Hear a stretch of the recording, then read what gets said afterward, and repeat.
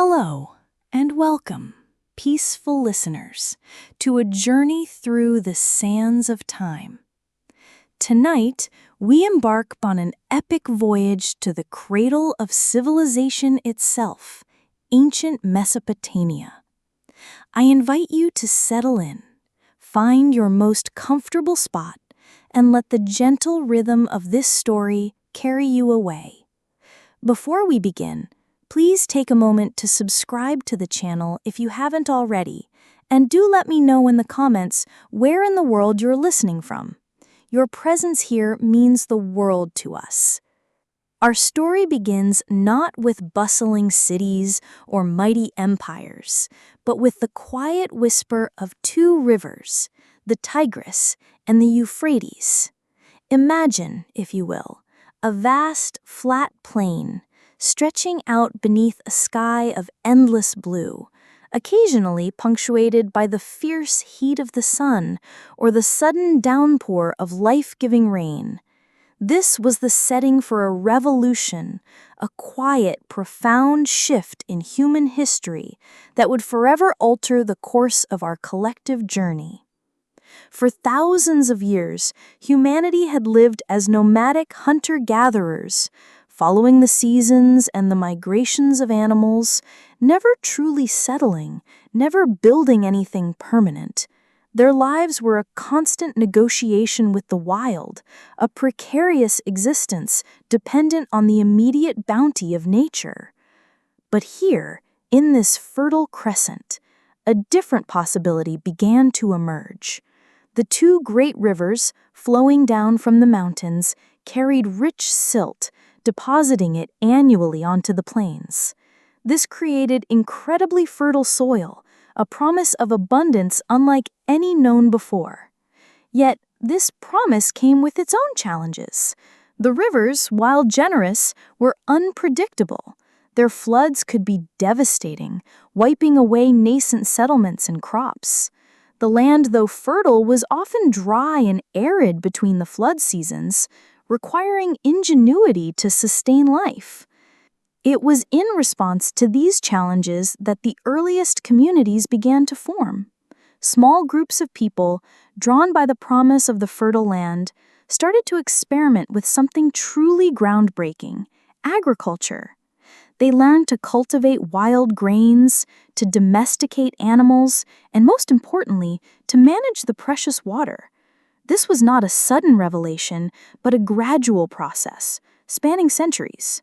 Slowly, meticulously, they began to dig channels, creating rudimentary irrigation systems to bring water from the rivers to their fields. These early canals were simple, yet they represented a monumental leap in human capability, the ability to control and direct nature for their own benefit. With successful harvests came surplus, and with surplus came stability. No longer did everyone need to dedicate all their time and energy to simply finding food. Some individuals could specialize, becoming potters, weavers, or builders. This specialization led to increased efficiency and the creation of more complex tools and goods. Settlements grew from small villages into larger towns, and eventually into something entirely new: cities. These weren't just bigger villages, they were centers of innovation, trade, and social organization, places where human collective effort began to truly flourish. The very act of living together in larger groups necessitated new forms of governance, new rules, and new ways of understanding the world. The stage was being set for the grand drama of civilization, a drama that would unfold over millennia in this remarkable land between the rivers. Hello, and welcome, peaceful listeners, to a journey through the sands of time. Tonight, we embark on an epic voyage to the cradle of civilization itself, ancient Mesopotamia. I invite you to settle in, find your most comfortable spot, and let the gentle rhythm of this story carry you away. Before we begin, please take a moment to subscribe to the channel if you haven't already, and do let me know in the comments where in the world you're listening from. Your presence here means the world to us. Our story begins not with bustling cities or mighty empires, but with the quiet whisper of two rivers, the Tigris and the Euphrates.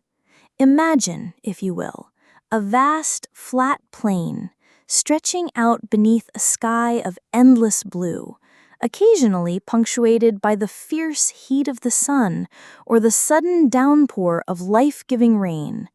This was the setting for a revolution, a quiet, profound shift in human history that would forever alter the course of our collective journey. For thousands of years, humanity had lived as nomadic hunter-gatherers, following the seasons and the migrations of animals, never truly settling, never building anything permanent. Their lives were a constant negotiation with the wild, a precarious existence dependent on the immediate bounty of nature. But here, in this fertile crescent, a different possibility began to emerge. The two great rivers, flowing down from the mountains, carried rich silt, depositing it annually onto the plains. This created incredibly fertile soil, a promise of abundance unlike any known before. Yet, this promise came with its own challenges. The rivers, while generous, were unpredictable. Their floods could be devastating, wiping away nascent settlements and crops. The land, though fertile, was often dry and arid between the flood seasons, requiring ingenuity to sustain life. It was in response to these challenges that the earliest communities began to form. Small groups of people, drawn by the promise of the fertile land, started to experiment with something truly groundbreaking: agriculture. They learned to cultivate wild grains, to domesticate animals, and most importantly, to manage the precious water. This was not a sudden revelation, but a gradual process, spanning centuries. Slowly, meticulously, they began to dig channels, creating rudimentary irrigation systems to bring water from the rivers to their fields. These early canals were simple, yet they represented a monumental leap in human capability, the ability to control and direct nature for their own benefit. With successful harvests came surplus, and with surplus came stability. No longer did everyone need to dedicate all their time and energy to simply finding food. Some individuals could specialize, becoming potters, weavers, or builders. This specialization led to increased efficiency and the creation of more complex tools and goods. Settlements grew from small villages into larger towns and eventually into something entirely new: cities.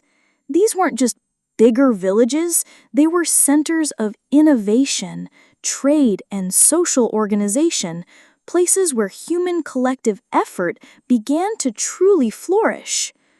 The very act of living together in larger groups necessitated new forms of governance, new rules, and new ways of understanding the world. The stage was being set for the grand drama of civilization, a drama that would unfold over millennia in this remarkable land between the rivers. As the millennia passed, the small agricultural settlements along the Tigris and Euphrates began to transform. What had once been collections of mud brick huts slowly coalesced into something far more complex: the world's first true cities. And among these burgeoning urban centers, one name stands out, echoing through the mists of time with a particular resonance: Uruk. Imagine a city so vast, so imposing, that its walls stretched for miles, encompassing not just homes and workshops, but grand temples, bustling markets, and sprawling gardens. Uruk, by the 4th millennium BCE, was not just a city, It was a phenomenon, a testament to the burgeoning power of human organization and collective endeavor. At the heart of every Mesopotamian city lay its temple, and Uruk was no exception. These were not merely places of worship, but the very nucleus of civic life. The temples, dedicated to the city's patron deity, served as administrative centers, greeneries, workshops, and even banks. They owned vast tracts of land, employed numerous people, and managed the distribution of resources. The chief priest or priestess held immense power, both spiritual and temporal, acting as a direct intermediary between the gods and the people. The most iconic architectural feature of these temple complexes, which would become a hallmark of Mesopotamian civilization, was the ziggurat. While the earliest ziggurats were humble, raised platforms, they would evolve into massive, stepped towers reaching towards the heavens, symbolizing the city's connection to the divine. The growth of these cities brought with it unprecedented challenges. How do you manage a population of tens of thousands? How do you organize complex irrigation networks that feed entire urban centers? How do you keep track of vast quantities of grain, livestock, and goods? The answers to these questions led to another groundbreaking innovation, one that many scholars consider the single most important invention in human history: writing. It didn't emerge fully formed, but rather evolved from simple pictographs, small drawings representing objects or ideas, used initially for accounting purposes. Imagine trying to keep track of thousands of bushels of barley or hundreds of sheep without a reliable system. The early city administrators needed a way to record transactions, inventory, and labor. Over time, these pictographs became more abstract, stylized into wedge-shaped marks, pressed into soft clay tablets with a reed stylus. This was cuneiform, derived from the Latin word cuneus, meaning wedge. It was a versatile system, capable of representing not just objects, but sounds and concepts, allowing for the recording of laws, literature, history, and scientific observations. The invention of writing was a revolutionary leap, enabling the precise transmission of information across time and space, laying the foundation for complex bureaucracy, formalized education, and the very concept of recorded history. It was the birth of true literacy, confined at first to a privileged few scribes, but profoundly impacting the structure and capabilities of society. With writing, the Mesopotamians could build not just cities of stone and mud, but cities of knowledge and memory, laying the groundwork for all future civilizations. Among the myriad of city-states vying for supremacy in early dynastic Mesopotamia, the city of Kish often held a special, if sometimes fleeting, preeminence. Its rulers sometimes claimed the title King of Kish, a title that implied a certain dominion over the entire region, even if that dominion was more symbolic than absolute. But beyond the political machinations, this period gave birth to tales and legends that would echo through millennia, stories that speak to the very human themes of power, ambition, friendship, and the search for immortality. Chief among these is the Epic of Gilgamesh, a figure believed to have been a historical king of Uruk whose legend grew to mythical proportions. Gilgamesh, as depicted in the epic, was a powerful, tyrannical king, initially oppressive towards his people. The gods, hearing the laments of Uruk's citizens, created Enkidu, a wild man raised among animals, to challenge Gilgamesh. Their initial confrontation was a fierce battle, but it ended in a stalemate and, surprisingly, in profound friendship. Together, Gilgamesh and Enkidu embark on a series of adventures, facing mythical beasts and defying the gods. Their most famous exploit is their journey to the cedar forest to defeat the monstrous Humbaba, guardian of the forest, a feat that establishes their legendary status but also incurs the wrath of the goddess Ishtar. The death of Enkidu, inflicted by the gods as punishment for their hubris, profoundly impacts Gilgamesh. Faced with the stark reality of mortality, Gilgamesh embarks on a desperate quest for eternal life, a journey that takes him to the ends of the earth, across the waters of death, to seek out Utnapishtim, the only mortal to have been granted immortality after surviving a great flood. This flood narrative, strikingly similar to later biblical accounts, is a powerful moment in the epic, revealing the Mesopotamian understanding of divine wrath and human fragility. Gilgamesh's journey is fraught with peril and philosophical contemplation as he confronts the inevitability of death and the true meaning of a meaningful life. The Epic of Gilgamesh is more than just an ancient tale. It is a profound exploration of the human condition, wrestling with universal questions of life, death, and legacy, making it one of the earliest and most enduring works of literature. It serves as a window into the Mesopotamian worldview, their understanding of heroism, friendship, and their relationship with the divine, a story that continues to resonate with us today. As the early dynastic period drew to a close, the constant infighting among the Sumerian city-states created a power vacuum, an opportunity for a new force to emerge and fundamentally reshape the political landscape of Mesopotamia.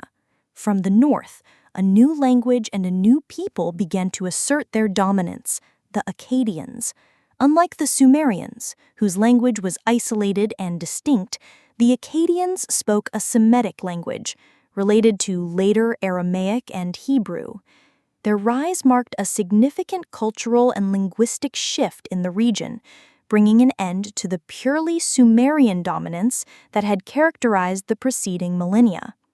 The figure who would lead this transformation was a man whose origins were humble, yet whose ambition and military genius were anything but, Sargon of Akkad. His story is one of legend, a classic rags-to-riches tale.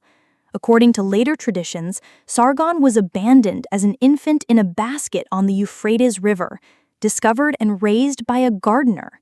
He rose through the ranks of the city of Kish, eventually overthrowing its king and seizing power. From this initial foothold, Sargon embarked on a series of relentless military campaigns, driven by a vision of unifying the fragmented city-states under a single rule.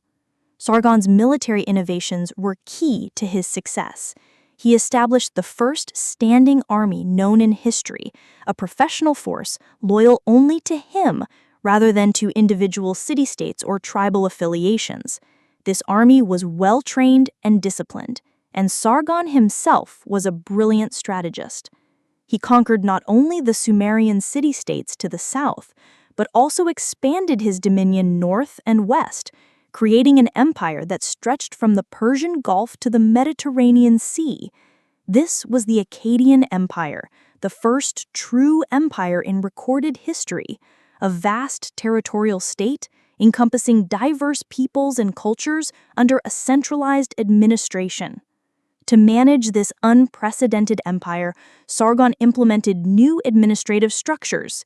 He appointed loyal governors to rule conquered cities, often his own family members or trusted lieutenants, replacing the local rulers. He standardized weights and measures, facilitated long-distance trade, and fostered a sense of unity across his vast domain. The capital city of Akkad, though its exact location remains undiscovered, became the thriving heart of this new empire, a center of power, wealth, and cultural exchange. Sargon's reign, lasting for over 50 years, established a new paradigm of imperial rule, one that would be emulated and aspired to by subsequent rulers for centuries to come. The Akkadian Empire was not merely a political entity, It was a cultural crucible. While Sumerian continued to be used for religious and scholarly texts, Akkadian became the language of administration and everyday life. Sumerian and Akkadian cultures intertwined, creating a rich synthesis of traditions, art forms, and religious beliefs. Sargon's legacy was immense, demonstrating that a single ruler could unite vast territories and diverse peoples, laying the groundwork for the concept of empire and forever changing the political map of Mesopotamia. The Akkadian Empire, forged by the military genius of Sargon, represented a new chapter in Mesopotamian history, one of unprecedented scale and centralized authority. Sargon's successors continued his imperial vision, but maintaining such a vast and diverse empire proved to be an immense challenge. His son, Rimush, and grandson, Manishtustu, faced numerous revolts from the subjugated Sumerian cities and other regions, constantly battling to keep the empire intact. These struggles highlight the inherent difficulties of early imperial rule, especially given the vast distances and diverse populations involved. However, it was under Sargon's great-grandson, Naram-Sin, that the Akkadian Empire reached its zenith. Naram-Sin was a powerful and ambitious ruler who not only consolidated the empire, but expanded its borders even further. He waged successful campaigns against rebellious cities and foreign lands, extending Akkadian influence into Syria, Anatolia, and even as far as the Persian Gulf. Naram-Sin was so confident in his power and so successful in his military endeavors that he took the unprecedented step of deifying himself, declaring himself a god-king. This was a radical departure from earlier Sumerian traditions, where rulers were seen as mere representatives of the gods. Naram-Sin's self-deification was a bold statement of his absolute authority and divine favor.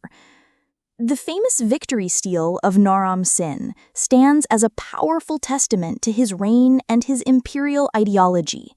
This magnificent relief carving depicts Naram-Sin as a triumphant, godlike figure, ascending a mountain over the bodies of his defeated enemies, wearing a horned helmet, a symbol previously reserved for deities. The stele perfectly encapsulates the Akkadian emphasis on military might, royal divinity, and the subjugation of foreign lands. It's not just a historical record, it's a piece of propaganda designed to instill awe and fear in both subjects and rivals. Despite its grandeur and military might, the Akkadian Empire faced internal and external pressures that would ultimately lead to its collapse. The vastness of the empire made it difficult to govern effectively, and constant rebellions drained its resources. Moreover, environmental factors may have played a significant role. A severe drought and widespread famine, possibly linked to climate change, severely impacted agricultural production across Mesopotamia, weakening the empire from within. This environmental catastrophe, combined with political instability, created an opening for external forces. Around 2154 BCE, the empire finally succumbed to an invasion by the Gutians, a nomadic people from the Zagros Mountains. The Gutians, described as a wild and barbarian people, swept into Mesopotamia, bringing an end to the Akkadian dynasty and ushering in a period of chaos and fragmentation. The fall of Akkad was a stark reminder that even the most powerful empires are not immune to the forces of nature and the relentless march of history. Yet the legacy of Akkad, particularly the concept of empire and the synthesis of Sumerian and Akkadian cultures, would profoundly influence all subsequent Mesopotamian civilizations, leaving an indelible mark on the region's political and cultural development. The collapse of the Akkadian Empire and the subsequent invasion by the Gutians ushered in a period often referred to as the Gutian Dark Age. For approximately a century, Mesopotamia was fragmented, with the Gutians exerting a loose and often oppressive control over parts of the land, particularly in the north. Their rule was generally characterized by a lack of centralized authority, a decline in established administrative practices, and a general disruption of trade and cultural development. The great cities that had flourished under Akkad found themselves in a state of disarray, yearning for a return to stability and prosperity.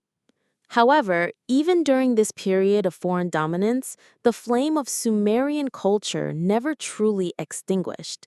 In the southern Sumerian city-states, the Gutian grip was weaker, and local rulers began to reassert their independence. This resurgence culminated in a powerful Sumerian revival, known as the Neo-Sumerian or Ur-III period. It was a remarkable testament to the resilience of Sumerian civilization, which, despite being culturally absorbed by the Akkadians, managed to reclaim political dominance for a time. The driving force behind this revival was Utuhego, the king of Uruk, who successfully led a revolt against the Gutians, expelling them from Mesopotamia. His victory paved the way for a new Sumerian dynasty, one that would bring unprecedented order and prosperity back to the land. The true architect of this new golden age, however, was Ur-Nammu, who established the third dynasty of Ur around 2112 BCE. Ur-Nammu was not only a skilled military leader, but also a brilliant administrator and lawgiver. Under Ur-Nammu, the city of Ur became the undisputed capital of a vast new empire, which encompassed much of Mesopotamia. This empire, while smaller than Akkad, was far more centralized and efficiently administered. Ur-Nammu initiated a massive building program, restoring temples and ziggurats across the land, including the iconic Great Ziggurat of Ur, which stands as one of the best preserved examples of Mesopotamian architecture. He also commissioned the construction of an extensive network of canals, vital for agricultural prosperity. Perhaps Ur-Nammu's most enduring legacy is his law code, the Code of Ur-Nammu. Predating Hammurabi's famous code by several centuries, this collection of laws is the oldest known legal code in the world. It aimed to establish justice, protect the weak, and regulate economic transactions. The code's preamble emphasizes the king's role as a protector of justice, divinely appointed to ensure fairness and order throughout his realm. It reflects a sophisticated understanding of legal principles and a desire to create a stable and equitable society. The Ur-III period was a golden age of Sumerian culture, marked by economic prosperity, administrative efficiency, and a flourishing of art and literature. It was a final, brilliant flourish for the Sumerian language and culture before it was eventually absorbed into the broader Mesopotamian tapestry, a period where the foundational elements of civilization were refined and perfected, setting the stage for future empires and their unique contributions to human history. The Neo-Sumerian Empire of Ur-III, a beacon of order and prosperity after the Gutian interlude, enjoyed a centuries of remarkable stability and growth. Under the leadership of kings like Ur-Nammu and his son Shulgi, the empire saw a resurgence of temple building, a standardized administrative system, and a flourishing of literature and learning. Shulgi, in particular, was a formidable ruler, known for his long reign, military prowess, and significant cultural contributions. He standardized weights and measures, reformed the scribal schools, and even declared himself divine, following in the footsteps of Naram-Sin of Akkad. However, like all great empires, the Ur-III state eventually faced its own set of internal and external pressures.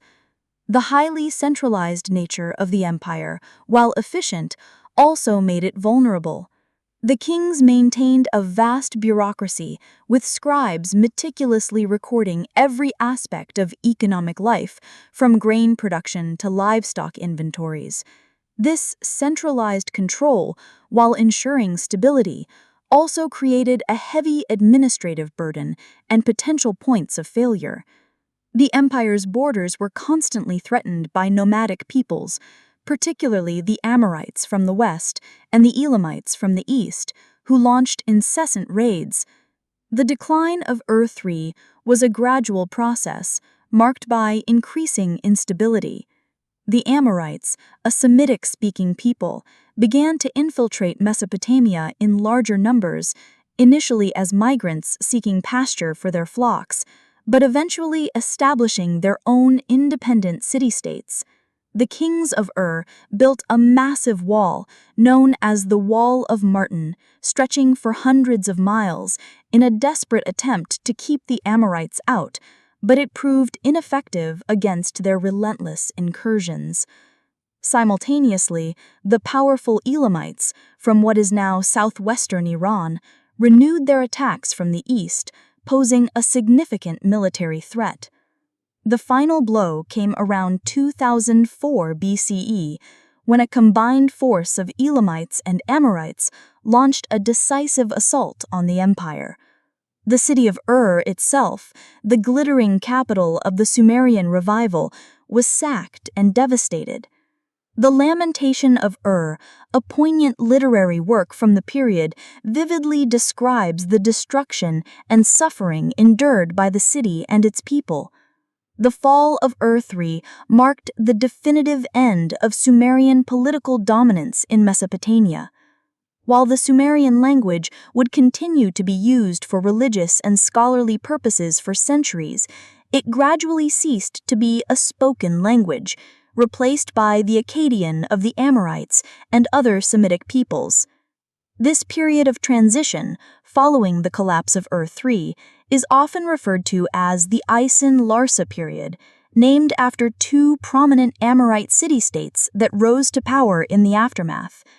It was a time of fragmented power, with numerous regional kings vying for supremacy, much like the early dynastic period, but now with Amorite dynasties at the helm. This constant competition, however, also fostered a dynamic environment for innovation and cultural exchange, setting the stage for the rise of a new, powerful kingdom that would once again unite Mesopotamia under a single dominant force: Babylon. Out of the fragmented landscape that followed the collapse of Ur-3 and the rise of various Amorite city-states, a new power began to emerge, destined to become one of the most iconic names in ancient history: Babylon. Initially, Babylon was a relatively minor city, overshadowed by older, more established centers like Isin and Larsa, but its strategic location on the Euphrates River, at a crossroads of trade routes, gave it inherent advantages that would soon be exploited by a series of ambitious and capable rulers. This period, known as the Old Babylonian Empire, would be defined by a renewed emphasis on law, order, and scholarly pursuits, culminating in a golden age for the region. The early Amorite kings of Babylon gradually expanded their influence through a combination of shrewd diplomacy and military conquest. However, it was the sixth king of the first dynasty of Babylon, a figure whose name would become synonymous with justice and power, who truly transformed Babylon into the dominant force in Mesopotamia: Hammurabi. He ascended to the throne around 1792 BCE, inheriting a relatively small kingdom, but his reign of over 40 years would see him forge an empire through a brilliant strategy of divide and conquer. Hammurabi initially focused on consolidating his power within his immediate vicinity, establishing alliances with neighboring states. Then, systematically, he turned against his former allies, one by one, conquering cities like Larsa, Mari, and Eshnunna. His military campaigns were swift and decisive, employing innovative tactics and demonstrating a keen understanding of siege warfare. By the end of his reign, Hammurabi had united all of Mesopotamia under Babylonian rule, creating an empire that stretched from the Persian Gulf to the upper reaches of the Tigris and Euphrates, a feat not seen since the days of Sargon of Akkad. But Hammurabi's legacy extends far beyond his military conquests.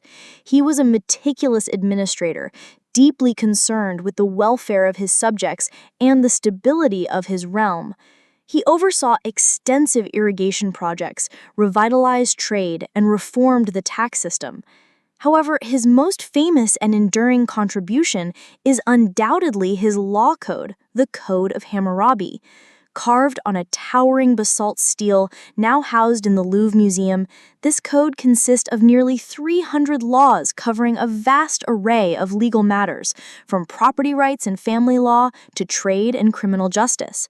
The stele depicts Hammurabi receiving the laws from Shamash, the sun god and god of justice, emphasizing the divine legitimacy of his rule. The Code of Hammurabi, a monumental achievement in legal history, provides an invaluable window into the social and economic structure of Old Babylonian society. Unlike earlier law codes, Hammurabi's code was comprehensive, addressing virtually every aspect of daily life. It established clear penalties for various offenses, often following the principle of lex talionis, or the Old Babylonian Empire, under Hammurabi, reached an unprecedented peak of power and cultural influence. However, the period immediately following his reign saw a gradual decline, mirroring the patterns of previous empires. Hammurabi's successors, while capable, faced increasing challenges in maintaining control over such a vast domain. Internal revolts, particularly in the southern regions of the empire, became more frequent, and external pressures intensified. The Semitic-speaking Kassites, a people from the Zagros Mountains, began to exert pressure on Mesopotamia's eastern borders, while other groups, including the Hittites from Anatolia, grew in strength to the north. The final devastating blow to the Old Babylonian Empire came around 1595 BCE. An unexpected and distant power, the Hittites, under their king Morsili I, launched a daring raid deep into Mesopotamia. This was not an invasion with the intent of permanent conquest, but rather a swift and brutal plundering expedition. The Hittite army swept down, sacked the magnificent city of Babylon, carrying off its treasures, including the cult statue of Marduk, Babylon's chief deity. This act, more symbolic than strategically enduring, nevertheless dealt a catastrophic blow to Babylonian prestige and power, effectively bringing the first dynasty of Babylon to an end. In the power vacuum left by the Hittite raid, the Kassites, who had been gradually infiltrating Mesopotamia for decades, seized the opportunity to establish their own dynasty in Babylon. Their rule, which lasted for over 4 centuries, roughly 1595 to 1155 BCE, is one of the longest continuous dynasties in Mesopotamian history. The Kassite period is often viewed as a somewhat obscure era, lacking the dramatic military conquests or grand literary achievements of earlier or later empires. However, it was a time of significant cultural synthesis and internal stability, particularly after the initial phase of their rule. Initially, the Kassites maintained a separate identity, but over time, they adopted Mesopotamian customs, language, Akkadian, and religious practices. They restored temples, rebuilt cities, and maintained the irrigation systems, ensuring agricultural prosperity. Kassite kings continued to use Babylonian titles and patronized Babylonian scribes, contributing to the preservation of earlier Mesopotamian literature and traditions. They focused on internal consolidation rather than external expansion, forging diplomatic ties with other major powers of the Late Bronze Age, such as Egypt, the Hittite Empire, and the Mitanni, as evidenced by the Amarna letters, a collection of diplomatic correspondence found in Egypt. The Kassite period also saw the introduction of the kuduro, inscribed stone boundary markers that recorded land grants and often depicted the gods who sanctioned these grants. These artifacts are valuable sources of information about Kassite society, land tenure, and religious beliefs. While perhaps not as flashy as their predecessors, the Kassites provided a long period of stability and continuity, acting as a crucial bridge between the old Babylonian era and the resurgence of new powers in Mesopotamia. Their rule allowed Mesopotamian culture to endure and evolve, setting the stage for the dramatic rise of the Assyrians and the Neo-Babylonians. The Late Bronze Age collapse, roughly from 1600 to 1200 BCE, was a period of interconnectedness and relative stability across the ancient Near East. Great powers like Egypt, the Hittites, Mitanni, and the Kassite rulers of Babylon engaged in complex diplomatic relations, exchanging letters, gifts, and even royal brides, creating a sophisticated international system. Trade routes flourished, carrying goods, ideas, and technologies across vast distances. This era represented a peak of cultural exchange and material prosperity for many of these civilizations, including Kassite Babylon. However, this intricate web of empires and trade was shattered by a cataclysmic event known as the Late Bronze Age collapse, around 1200 BCE. Across the eastern Mediterranean and Near East, powerful empires crumbled, cities were destroyed, and established trade networks collapsed. The causes of this widespread collapse are complex and debated by historians, but likely included a combination of factors: widespread drought and famine leading to agricultural failures, internal rebellions and social unrest, technological shifts like the adoption of iron weaponry, and, most prominently, the incursions of mysterious groups of migrants and raiders, known collectively as. From the crucible of the Late Bronze Age collapse, a new power began its relentless ascent in northern Mesopotamia: Assyria. Unlike the relatively peaceful Kassites, the Assyrians would become renowned for their formidable military might, their relentless expansion, and their policy of systematic conquest and control. Located in the fertile plains along the upper Tigris River, with their ancient capital at Assur, the Assyrians had long been a regional power, but it was in the early 1st millennium BCE that they truly began to forge an empire of unprecedented scale and brutality. The Middle Assyrian period, c. 1365 to 1076 BCE, saw the initial expansion of Assyrian power, but it was during the Neo-Assyrian Empire, c. 911 to 609 BCE, that they reached their peak.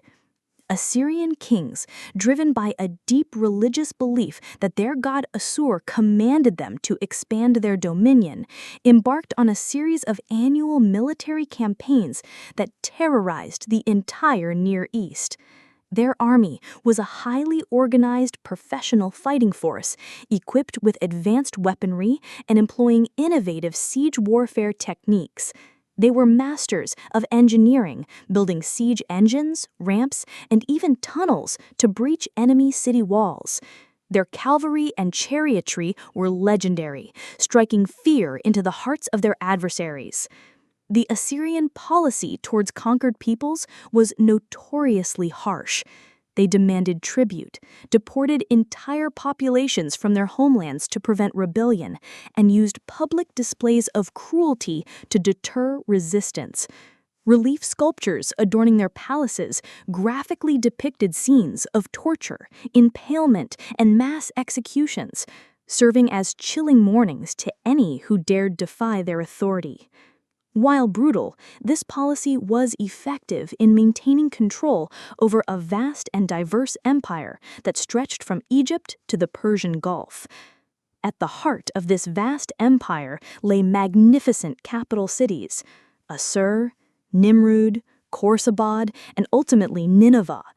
These cities were testaments to Assyrian wealth and architectural prowess.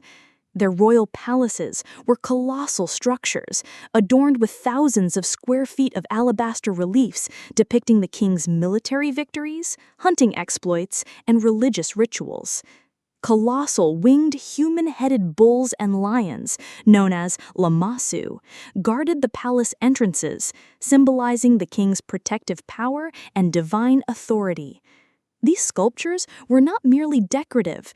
They were powerful statements of imperial ideology, designed to awe and intimidate visitors. The Neo-Assyrian Empire was also a highly centralized state with an efficient administration that managed its vast resources and communicated across its sprawling territories. They developed an extensive road network, established a sophisticated intelligence system, and employed a large bureaucracy of scribes and officials. Despite their fearsome reputation, the Assyrians also valued knowledge and scholarship. Their libraries, most famously the Library of Ashurbanipal at Nineveh, preserved thousands of cuneiform tablets, including copies of Sumerian and Babylonian literary, religious, and scientific texts, ensuring the survival of much of Mesopotamia's ancient heritage.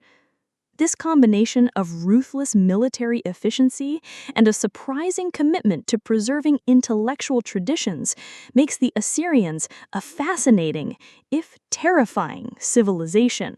The Neo-Assyrian Empire, for all its military might and administrative efficiency, was also a society deeply rooted in its religious beliefs and cultural practices. The king, at the pinnacle of society, was seen as the chosen representative of Ashur, the chief Assyrian deity, whose will was interpreted through omens and prophecies. Religious rituals and sacrifices were integral to daily life, aimed at appeasing the gods and ensuring the prosperity of the empire. Priests held significant influence, advising the king and maintaining the elaborate temple complexes that dotted the Assyrian heartland. Beyond the grand narratives of conquest, daily life for ordinary Assyrians varied depending on their social standing. The majority were farmers, working the land to feed the vast empire.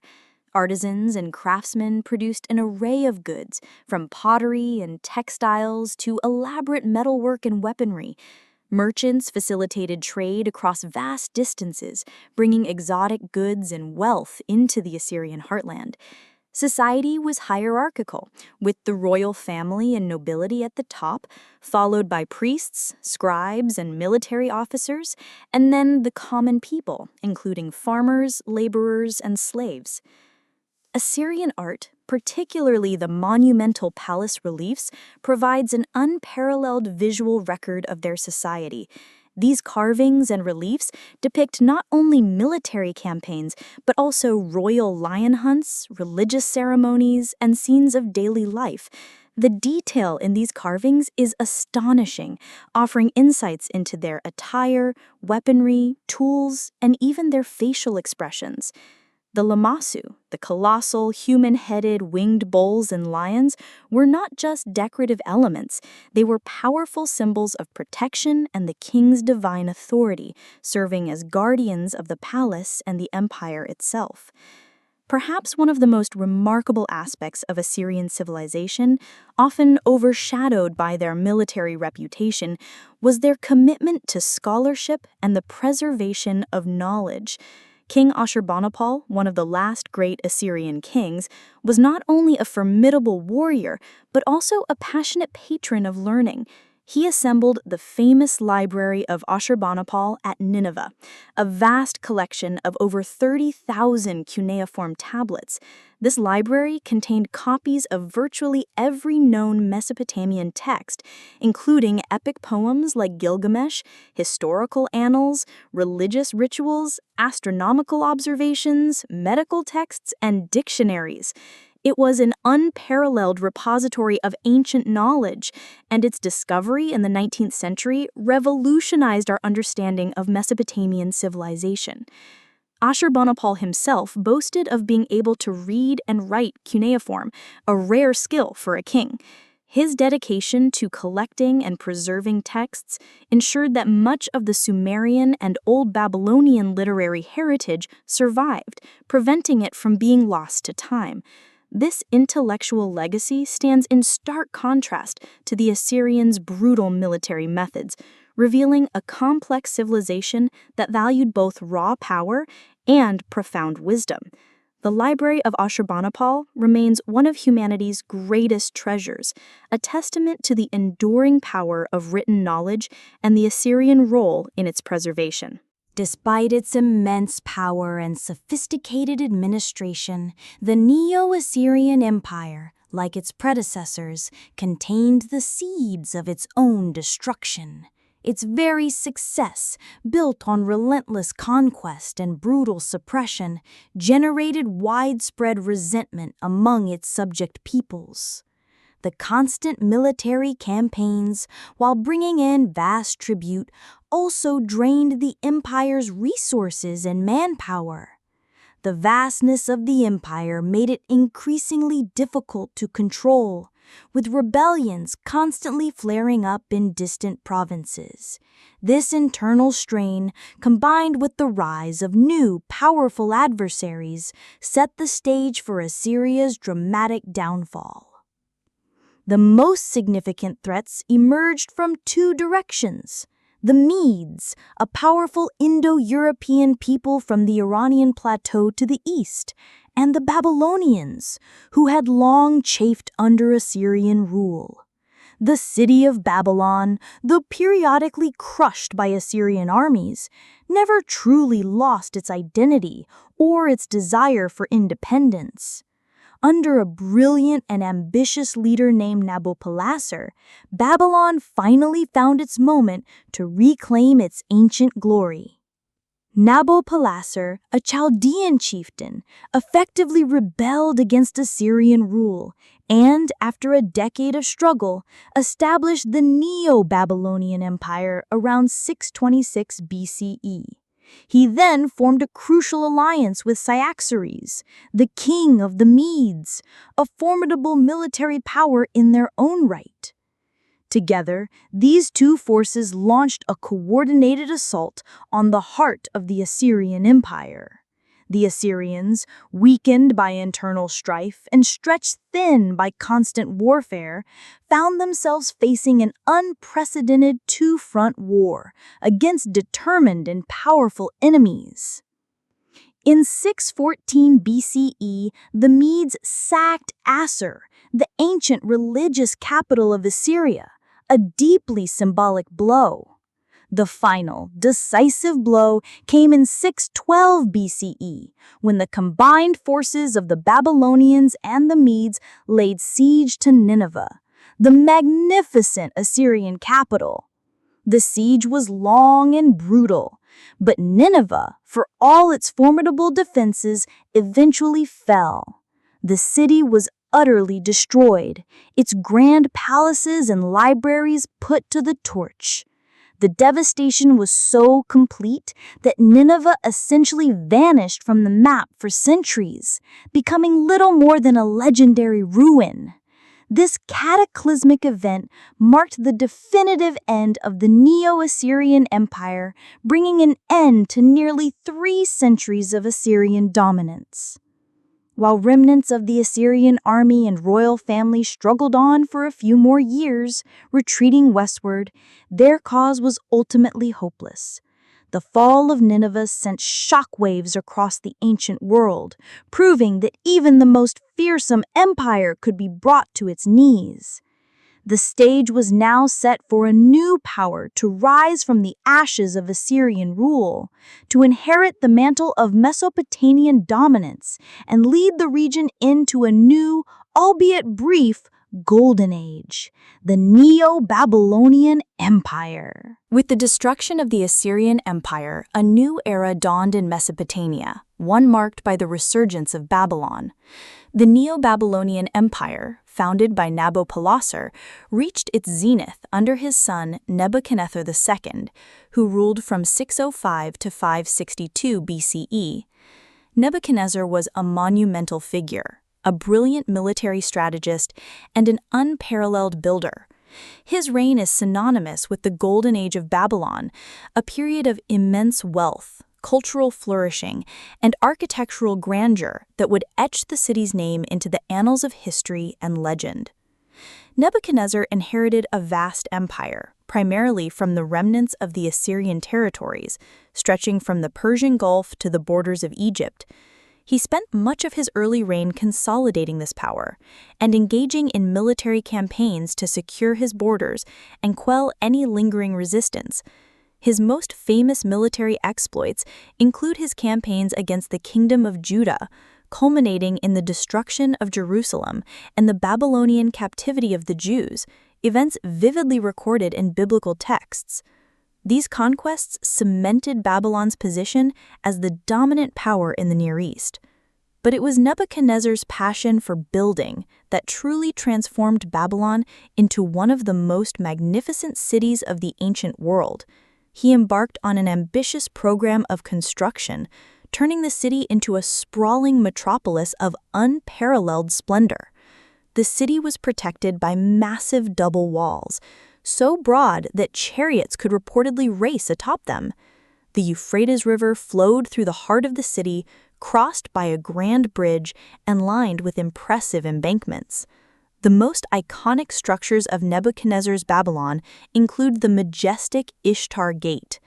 This grand entrance, adorned with vibrant blue-glazed bricks and intricate reliefs of lions, bulls, and dragons, was a breathtaking sight designed to impress all who entered the city. Beyond the gate, the processional way led to the Esagula, the enormous temple complex dedicated to Marduk, Babylon's patron god, and next to it, the towering Etemenanki, the ziggurat that is widely believed to be the inspiration for the biblical Tower of Babel. This ziggurat, rising perhaps 300 feet into the sky, was a colossal symbol of Babylonian piety and architectural ambition.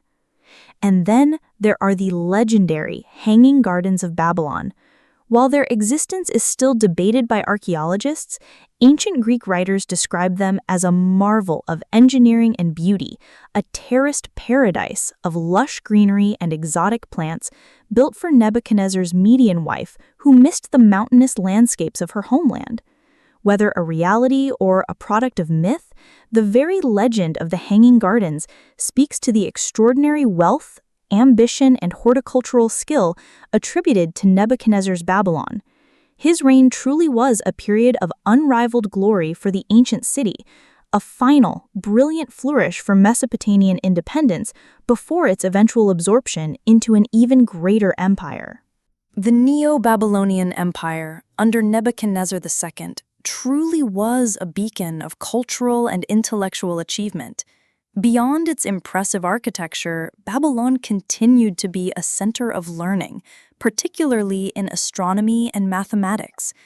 Babylonian astronomers meticulously observed the night sky for centuries, recording the movements of planets, stars, and lunar cycles with astonishing accuracy. They developed sophisticated methods for predicting eclipses and calculating the length of the year, laying foundational knowledge for later Greek and Arab astronomy. Their detailed astronomical diaries provide invaluable data for modern scholars. In mathematics, the Babylonians used a base 60 or sexagesimal number system, which influences our modern division of time into 60 minutes and 60 seconds, and circles into 360 degrees.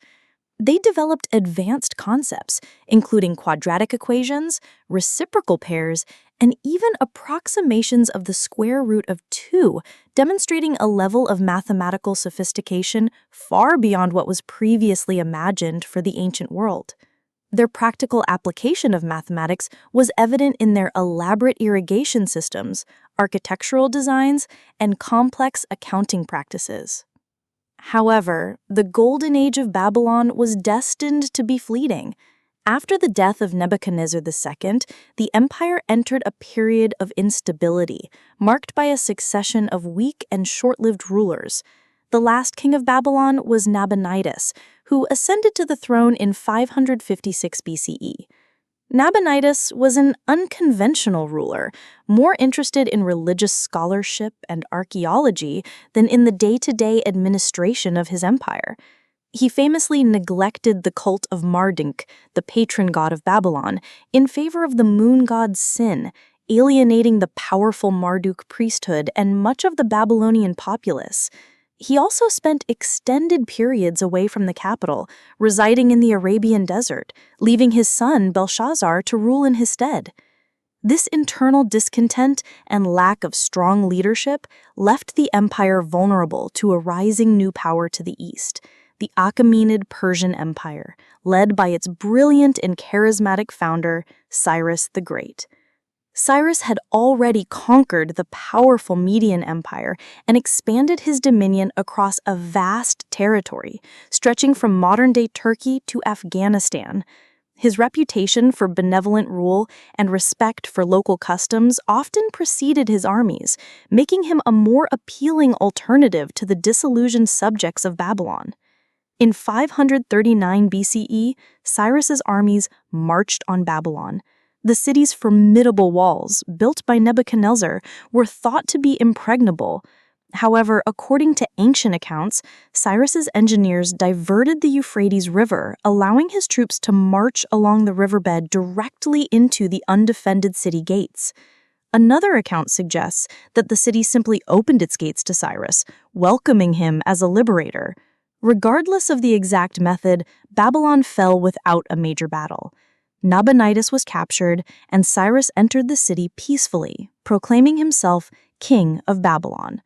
This marked the end of an independent Mesopotamian empire, as Babylon was incorporated into the vast Persian Empire, a new superpower that would dominate the Near East for centuries. While Mesopotamia would continue to be an important region, it would never again be ruled by its own native dynasties.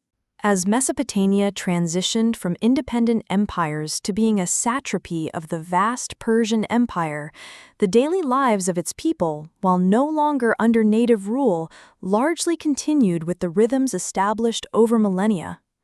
The Persians, particularly Cyrus the Great, were known for their policy of religious tolerance and respect for local customs, a stark contrast to the brutal Assyrians. This meant that the temples of Marduk and other deities continued to function, and the rich cultural heritage of Mesopotamia was largely preserved, albeit under new overlords. Life in ancient Mesopotamia was fundamentally shaped by the twin rivers, the Tigris and Euphrates, and the vast agricultural bounty they provided. The vast majority of the population were farmers, cultivating barley, wheat, dates, and a variety of vegetables. The intricate network of irrigation canals, a legacy of millennia of engineering, was essential for sustaining life in this arid region. Farmers lived in small villages, often clustered around the fields, and their lives were dictated by the agricultural calendar, planting, tending, and harvesting. Beyond agriculture, cities were bustling centers of trade and craft. Skilled artisans produced a wide array of goods, from pottery and textiles to metal tools, jewelry, and luxury items. Merchants played a crucial role, facilitating both local and long-distance trade. Mesopotamian trade routes connected them to Anatolia for metals, the Persian Gulf for timber and precious stones, and even as far as the Indus Valley for exotic goods. The invention of writing, originally for accounting, meant that commercial transactions were meticulously recorded, creating a complex economic system. Family was the fundamental unit of Mesopotamian society. Marriages were typically arranged, and families were generally patriarchal, with the father holding authority. Children were highly valued, and education, particularly for boys, was important, especially for those destined for scribal or priestly careers. Girls were primarily trained in household management, though some could pursue careers as priestesses, merchants, or even tavern keepers. Women, while generally subordinate to men, had legal rights, including the right to own property, engage in business, and initiate divorce, particularly under the Code of Hammurabi. Religion permeated every aspect of Mesopotamian life. The world was seen as being inhabited by a vast pantheon of gods and goddesses, each associated with specific cities, natural phenomena, or aspects of human life. The gods were powerful and often capricious, requiring constant appeasement through rituals, sacrifices, and prayers. Temples were central to urban life, not just as places of worship, but as economic and administrative hubs. Divination, the practice of seeking knowledge of the future through omens, was also highly developed, with priests interpreting everything from the flight of birds to the entrails of sacrificed animals. This deep connection to the divine shaped their worldview, their art, and their understanding of their place in the cosmos. Beyond the practicalities of daily life and the grand narratives of kings and empires, Mesopotamian civilization was a wellspring of intellectual and artistic creativity, leaving behind a profound legacy that shaped the course of human history. Their achievements in science, literature, and art were foundational, influencing cultures across the ancient world and beyond. As previously touched upon, Mesopotamian contributions to astronomy were unparalleled for their time. Their meticulous observations of celestial bodies were driven not just by scientific curiosity, but also by religious belief, as they saw omens and divine messages in the movements of the stars and planets. They developed sophisticated systems for tracking time, creating calendars that were crucial for agricultural planning and religious festivals. Their division of the circle into 360 degrees and the hour into 60 minutes are enduring legacies that we still use today, a testament to their mathematical and astronomical genius. Their mathematical prowess extended to a sophisticated understanding of geometry, algebra, and number theory. They used a sexagesimal, base 60 system, which allowed for complex calculations. Clay tablets reveal their knowledge of Pythagorean triples centuries before Pythagoras, and their ability to solve complex equations. This mathematical knowledge was applied in architecture, engineering, especially irrigation, and accounting, forming the bedrock of their organized society.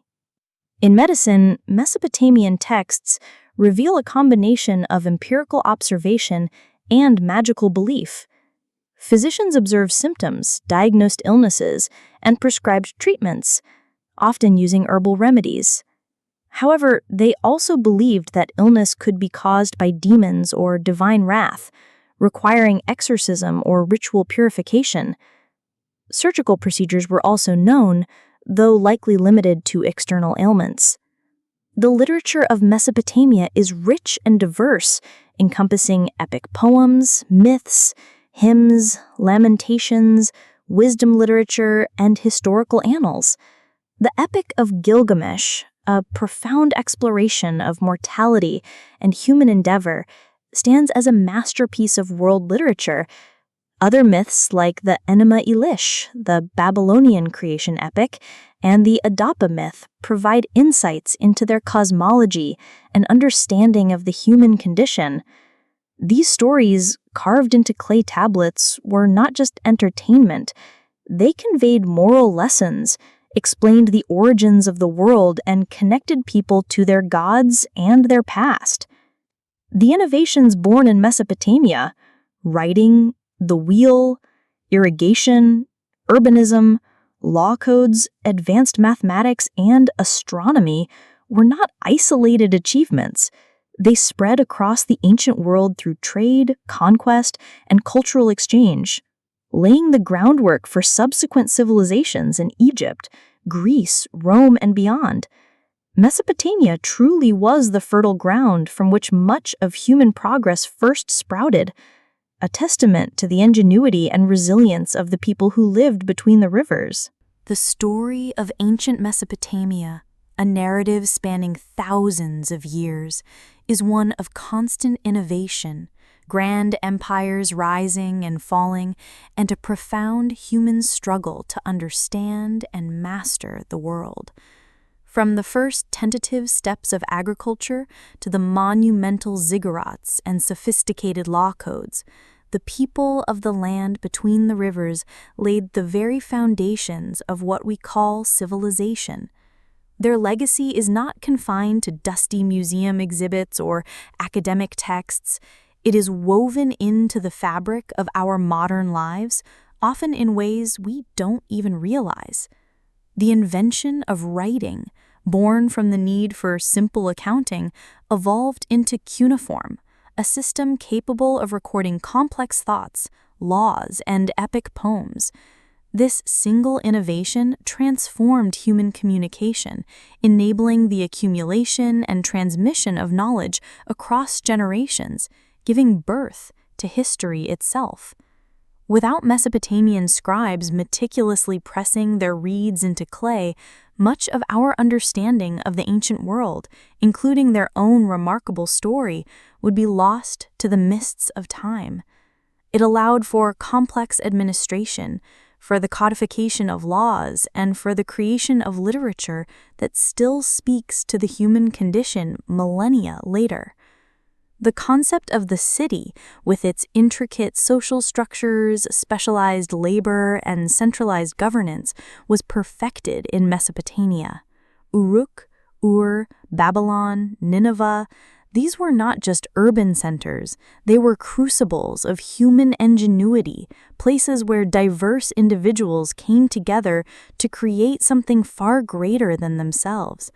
The lessons learned in managing these early metropolises, from sanitation to food distribution and defense, provided blueprints for urban living that continue to inform city planning today. Their contributions to mathematics and astronomy continue to influence us daily. The 60-second minute, the 60-minute hour, the 360-degree circle, these ubiquitous units of measurement are direct descendants of Babylonian sexagesimal system. Their meticulous astronomical observations, driven by both scientific curiosity and religious fervor, laid the groundwork for modern astronomy, providing precise data that helped later civilizations understand the cosmos. Perhaps most enduringly, Mesopotamia gave us the very idea of a written law code, a system where justice is not arbitrary, but based on established rules, accessible to all, even if imperfectly applied. Hammurabi's code, with its emphasis on societal order and accountability, represents a crucial step in the development of legal systems that protect rights and regulate behavior, a concept fundamental to contemporary societies. The story of Mesopotamia is a testament to human resilience, adaptability, and an unyielding drive to create, to organize, and to understand. It reminds us that even in the face of environmental challenges, political turmoil, and constant warfare, humanity has consistently striven for progress, for knowledge, and for a better way of life. As we conclude our journey through these ancient lands, we carry with us the echoes of their innovations, the wisdom of their stories, and the profound realization that the seeds of our own civilization were sown long ago, in the fertile crescent between the Tigris and the Euphrates. May the echoes of their ancient wisdom bring you peaceful dreams.